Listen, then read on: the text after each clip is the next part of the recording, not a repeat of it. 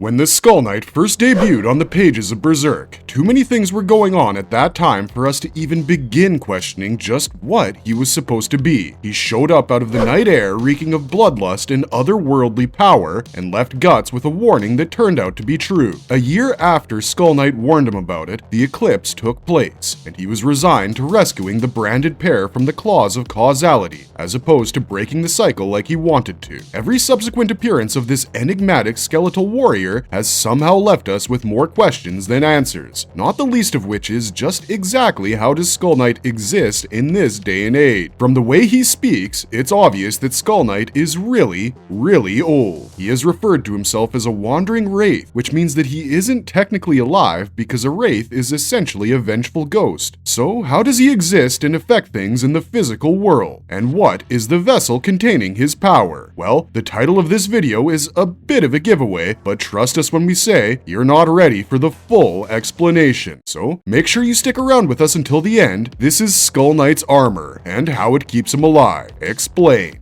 He cuts an imposing figure upon his debut, but the reason behind his physical appearance isn't immediately evident. Skull Knight's introduction to Berserk. Despite having a handful of appearances throughout the series, the Skull Knight is one of Berserk's most recognized and beloved characters. Part of that is down to his characterization, yes, but a lot has to do with his character design as well. Skull Knight debuts in chapter 37 from out of thin air, as we mentioned already. And no, we don't just mean it metaphorically. As Guts is warming himself by a campfire, alone for the first time in 3 years, he feels an irrational terror grip his heart. He rationalizes it by thinking to himself that he must have forgotten what being truly alone felt like in those years with the Falcons, but that must be all there is to it. Guts begins to reminisce about the band immediately after leaving it, but stops himself by thinking that as long as he had a fire to keep him warm and his trusty blade by his side, he didn't really need anything else. That thought was immediately challenged by the Skull Knight making his presence felt. At first, Guts thought that it was Zod, given the immense bloodlust and spiritual pressure he felt coming off of the wandering wraith, but when Skull Knight finally took form, it left both him and us with more questions than before. He emerged from the gathering mist like a demon emerging from hell. Guts immediately tried to take his head off as soon as he sensed his presence, but for the first time in his life, he misread his opponent's location. Skull Knight's skull peeked out from the darkness, and then his entire body materialized as well, giving us a more proper look at this skeletal badass. From head to toe, the Skull Knight's body looked like it was a human skeleton fused with armor. His body looked like a skeleton. His ribs were exposed, his limbs and digits were visible, and his headgear was a literal skull. But it was the accents on these bone parts that told us this wasn't some simple reanimated skeleton. The Skull Knight's skull was dotted into a circlet of thorns that resembled the shape of a crown. What we thought were his limbs were actually gauntlets and greaves, also designed to resemble the skin inside our skin. He donned a massive cloak held together by spiked pauldrons, and he bore a full-sized leather-covered shield with a rose and thorns emblazoned on it. Keep that in mind because it will become relevant later in the video. As decked out as Skull Knight was, the more fascinating apparel rocker in chapter 37 was his horse, which is also dressed in the same regalia as the Skull Knight, albeit fitted out for an equestrian. Skull Knight's horse is covered in plated armor with a similar skeletal motif, and cloaked in a similar cloth as the Skull Knight's hind hider. Its bony face covering reminds you of Carter Slade's horse from the first Ghost Rider movie, but the most intriguing part about this beast's armor is by far the chest piece. Spread across its bosom is the leather wings of a woman whose hair covers her breasts and whose face is entirely expressionless. This, apart from the rose and thorns, is the only distinct feature about the Skull Knight's character design that didn't make sense at first. But, as you will soon discover, these hints are crucial to uncovering the secret behind the current existence and the past of the Skull Knight as well. The reason we didn't focus much on Skull Knight's armor design when we were first reading chapter 37 is simple. We didn't know at the time that it was armor. The way Guts reacted to Skull Knight and the way Miura drew the Skull Knight's shadow to resemble Zod's threw us off completely, and we initially assumed that the Skull Knight was yet another astral creature, but perhaps someone with a sense of morality about him. We say this because the Wandering Wraith has mostly only appeared in the series during full moons, a time when magical and astral activity is at its peak in Berserk, and because he has at least one design feature consistent with Apostles, his blazing red eyes. Most Apostles in Berserk are shown to share forms with similar inspirations, but that are also completely unique to them in a certain way. The only thing that's shared by all of them is the infernal red glow that comes out of their eyes whenever they transform. And so thinking that Skull Knight was nothing more than a good apostle or something was not out of place for us. After all, Skull Knight's first appearance was basically echoing the same prophecy Zod had given Guts, only from a different angle, as we said earlier. But that angle makes all the difference because Skull Knight is far from being an apostle of any kind. As we meet him more and more over the course of the series, we realize he is a foe of the Inhumans, and he's been crossing swords with the God Hand's minions for a literal millennia. We learn this during the eclipse when Skull Knight faces off against Zod for the first time on the pages of Berserk, and every subsequent appearance by him backs up this claim. The Wandering Wraith appears to Guts whenever he's gone through a terribly strenuous ordeal, or he's about to go through one, and leaves him with cryptic messages about the past, present, and future, sometimes all combined in the same phrase. But we do learn one thing about him. His monstrous appearance is not an indicator of his nature. We actually don't quite know what the Skull Knight's true nature is, considering he only appears during full moons but can cut through apostles like butter and fly through the night sky on his horse as if it were a Pegasus, all the while affecting the physical world with his physical actions. Every time he shows up, we get so caught up in the when and the what of the situation that we forget to ask ourselves the most important question of all. How? How exactly does the Skull Knight do the things he does if he's supposedly a vengeful ghost traversing through the astral world? The answer, of course, is his armor.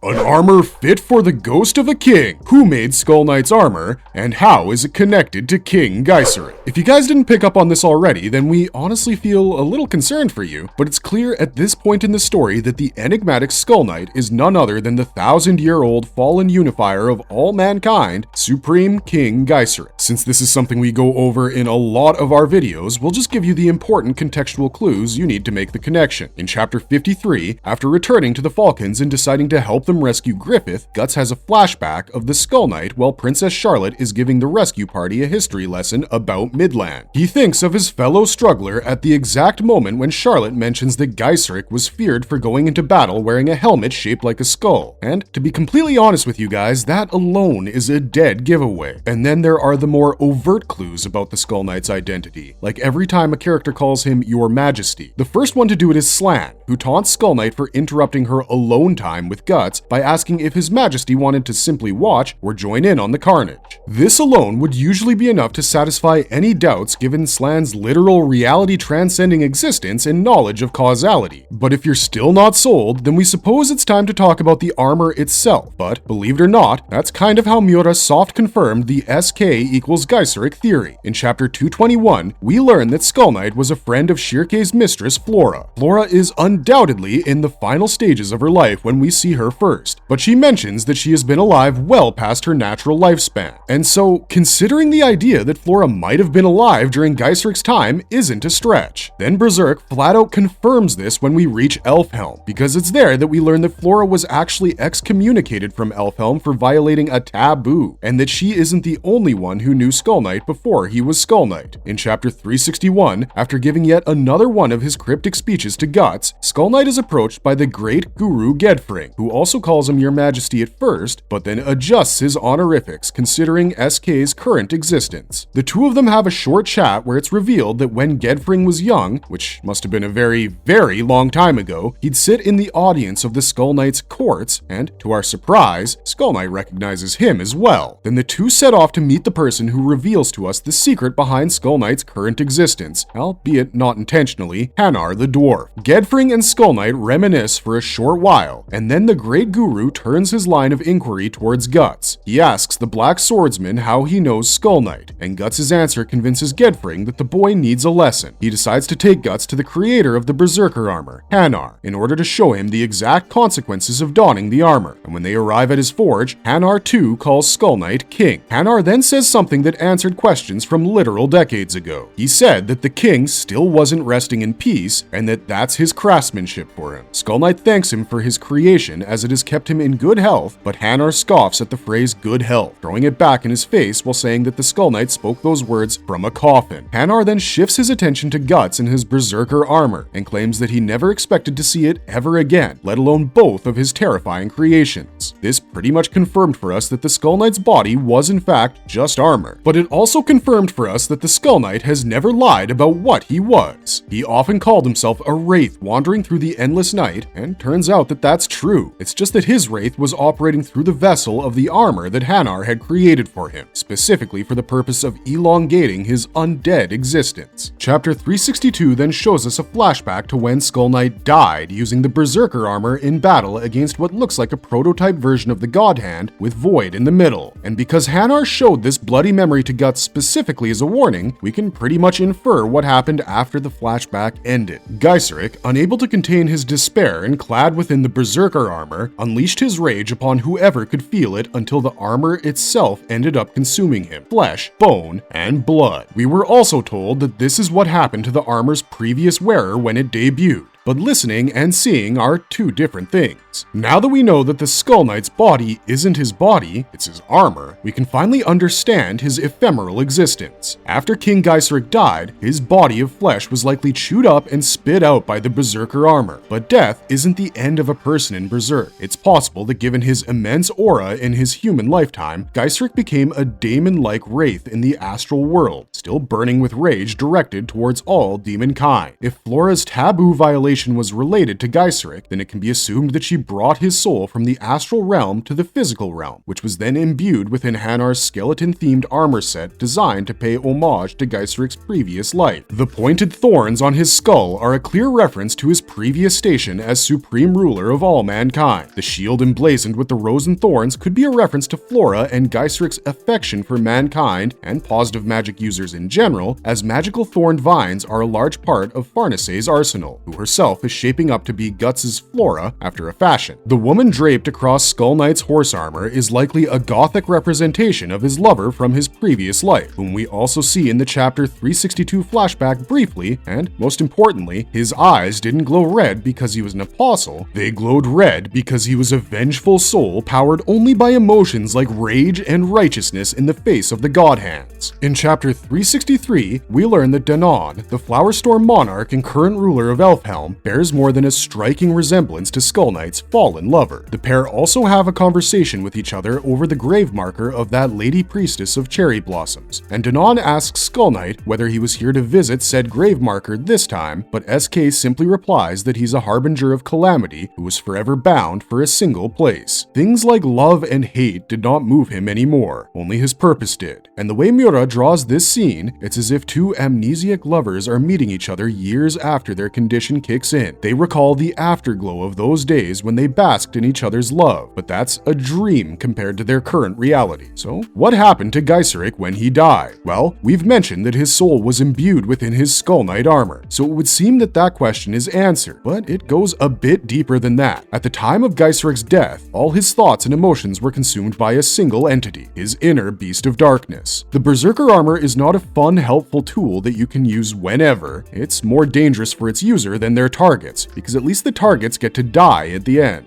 If Geiserik is any evidence, the Berserker armor devours one's body until only their soul is left. When he died, Geiserik's soul was bound to the armor made by Hanar, which restricted him from appearing in the physical world as often as Guts' nightly terrors, but it allowed him to manifest enough times to cause change at important temporal junctions. It's thanks to having existed as a wraith in armor that Skull Knight likely gained his knowledge on causality and its inner workings. And, despite being compared to an animated coffin, Skull Knight's corpse cellar is mobile enough to allow him to fight at his full potential. It's crazy to think that had a dwarf as skilled as Hanar not existed, we would have probably never gotten to see Skull Knight at all, because who else will make such an enchanted armor without any previous knowledge of making magical weapons? Rickard? We don't think so. It's safe to say that without his armor, the Skull Knight would quite literally be nothing. He wouldn't be a wandering wraith that goes about his days and nights fighting apostles and trying to course correct the world's career trajectory. He'd just be yet another restless soul in the myriad of souls that pollute the physical world. Or, even worse, he'd be in the abyss if even half the stories about his reign were actually true.